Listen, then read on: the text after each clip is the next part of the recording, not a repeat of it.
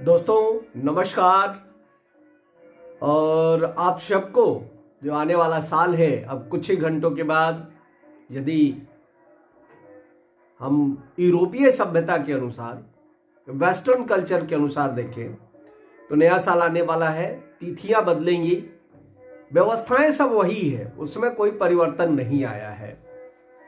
और आज मैंने मुख्यमंत्री का, बिहार के शिक्षा मंत्री का वक्तव्य सुना कई चैनलों के ऊपर। मैंने कल आलोक जी का, उनके चैनल से कुछ जो साथी लाइव थे उस पर भी मैंने विचार उनका सुना है और सब लोगों से उन लोगों ने रिक्वेस्ट किया है।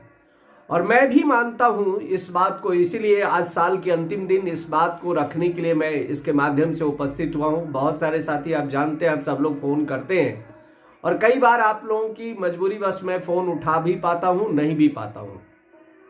इसलिए मुझे आज लगा कि ये बात हम आपके सामने रखें। देखिए, व्यवस्था नहीं बदली है और एक बात हम लोगों को राजनीति के परिधि से बाहर आके करना होगा। जहां तक मेरा अपना मानना है, जब नीतीश जी की सरकार भाजपा के साथ थी तभी यही रवैया था। आरजेडी विपक्ष में थी, उसी तरह से अपनी बातें रख रही थी जैसे आज बीजेपी रख रही है। आज जब आरजेडी के साथ ये सरकार में है तो रवैया सरकार का वही है।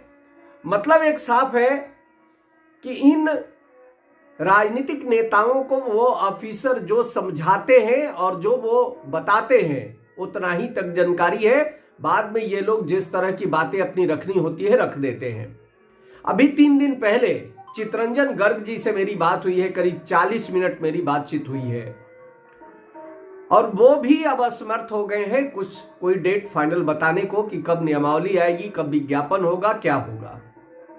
नवंबर में जो डेट चली थी पेपरों में कि नियमावली आने वाली, वो बात सत्य थी। उनके अनुसार नियमावली गई, उसके बाद यह हुआ कि शिक्षक संघों से विचार विमर्श किया जाए और उन्हीं के वक्तव्य के अनुसार उसमें 101 सुझाव दिए गए उस बैठक में। अब हम ये कहेंगे कि हम चाहे बीटेट के हों, सीटेट के हों या एसटीईटी के हों, हम सबका एक ही उद्देश्य होना चाहिए कि हर हाल में किस तरह से सबसे पहले नियमावली आए, क्योंकि जब नियमावली आएगी तभी आपकी भर्ती की प्रक्रिया स्टार्ट होगी, अर्थात आपका विज्ञापन आएगा। लेकिन अभी तक जब हमारी पिछली बार के आंदोलन में मिक्कू पाल से बात हुई थी तो उन्होंने कहा कि नहीं, हम साथ आने के लिए तैयार हैं। लेकिन जब आंदोलन हुआ और डाक बंगला चौराहे पे जब एसटीईटी के लोग पहुंचे और जिस तरह से कुछ बीटेट और सीटेट के लोगों ने विरोध किया कि नहीं, इनका साथ हमको नहीं चाहिए, और तब अलग अलग तरीके से सड़क जाम करना पड़ा था, वो प्रक्रिया न हो। क्योंकि सरकार फूट डालो और राज करो की नीति पे काम कर रही है, इस बात को आप समझे। जिस दिन हम सब इकट्ठे होके अपने एकत्रित मांगों को एकत्रित करके संपूर्ण मांग को उनके समक्ष प्रस्तुत करेंगे तो उनको भी ये पता हो जाएगा कि ये 2023 के युवा हैं, ये 2011 और 12 के युवा बिहार के नहीं है। और यदि माननीय शिक्षा मंत्री कहते हैं कि लोकतंत्र की जननी है, ज्ञान की भूमि है, तो उस ज्ञान की भूमि पर अपने शिक्षकों पर विश्वास सरकार क्यों नहीं कर रही है? और जब हम ये कह रहे हैं कि आप नियुक्ति पत्र देने के पहले नियमावली दीजिए, विज्ञापन निकालिए, नियुक्ति पत्र दीजिए, और आप कह रहे हैं कि हमारे पास सीट 3,15,000 है, तो इसके लिए मैं आया हूं। आप सबको नए साल की ढेर सारी शुभकामनाएं। लेकिन एक बार जरूर इस वीडियो को सुनिएगा, पूरा वीडियो सुनिए, विचार करिए और अपना इस पे राय जरूर दीजिए। मैं फिर एक बार प्रयास करूंगा अनिल जी से, गौतम जी से, नालंदा के राजीव से, रूपेश से, आलोक श्रीवास्तव से, मिक्कू पाल से, जितने सारे साथी हैं, जितने लीडर्स हैं, नीतीश पांडे से, उनसे भी मेरी बात हुई थी और उन्होंने एक साथ आने में जो असमर्थता दिखाई थी और जिन कमियों के तरफ नीतीश जी ने हमारा ध्यान आकृष्ट किया था, उस पे हम लोग जब एकत्र होकर बातचीत करेंगे देन उसका हम समाधान खोज सकते हैं। और मैं चाहता हूं कि इस वीडियो को हर ग्रुप के पास भेजा जाए और वहां एक राय बनाने के लिए, एक कोई मशवरा करने के लिए तैयारी की जाए और देन हम लोग अगले चरण के लिए मजबूती के साथ लगे।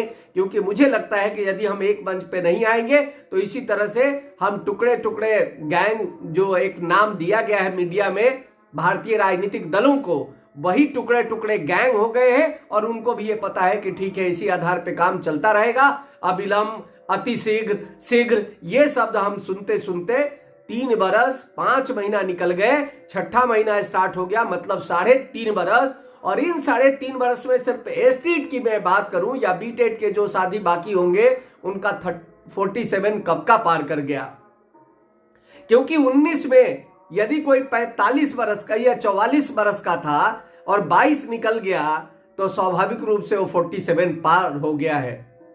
और यदि हम सिर्फ स्वार्थी बन के अपने बारे में सोचते रहेंगे तो ये भर्ती इसी तरह से सरकार लटकाती रहेगी। ये मेरा आप सबसे निवेदन होगा। नया साल आप सबके लिए पुनः एक बार बहुत सारी खुशियां लेके आए, आप अपने मंजिल को प्राप्त करें। ये मैं ईश्वर से, अपने परम पूज्य गुरुदेव से सबसे प्रार्थना करता हूं। इस चराचर जगत के जो स्वामी है उनसे मैं प्रार्थना करता हूं कि सबके जीवन में खुशियां हो, उनके मनोकामनाओं को वो पूर्ण करें। जो भी वो मानते हैं, जिस ईश्वर को, जिस व्यक्ति को, उस परमपिता को, उन सब की कृपा आप सब पे पड़े और इसी तरह से आने वाले साल की खुशियों को पुनः आप सब एक बार मनाएं। आने वाले साल में आप सबको ढेर सारी शुभकामनाएं। और यदि मेरी वाणी, कर्म या मेरे विचार से किसी को तकलीफ पहुंचा है इस बीते हुए साल में, जो अब एकदम गुजर चुका है, चंद घंटों के लिए बचा है, तो मैं आप सबसे क्षमा प्रार्थी हूं। और मैं चाहूंगा कि आप लोगों का सुझाव इस पर मिलता रहे ताकि हम लोग आगे एक लंबा कोई ऐसा उपाय करें जिससे हम सभी अपने लक्ष्य को प्राप्त करें। सो धन्यवाद, गुड नाइट, आप सबको नया साल मुबारक हो।